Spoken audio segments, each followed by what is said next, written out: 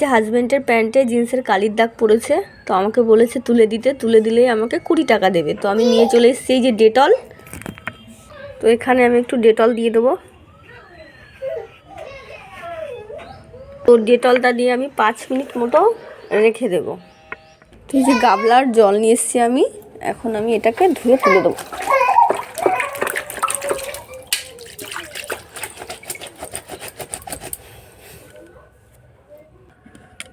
তো আমার ওই একটাই কাজ হয়নি, আমি এখন নিয়ে এসেছি ক্রাশিং তেল, আর এতটা জল হয়েছে কলমের কালি।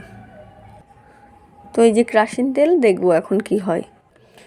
তো এখন দেবো এই যে ক্রাশিং তেল দিয়ে আমি 5 মিনিট রেখে দেবো। আমার মনে হলো ডেটলের থেকে বেশি ক্রাশিং তেলে ভালো হয়। তো এই যে আমার ফাইনাল রেজাল্ট।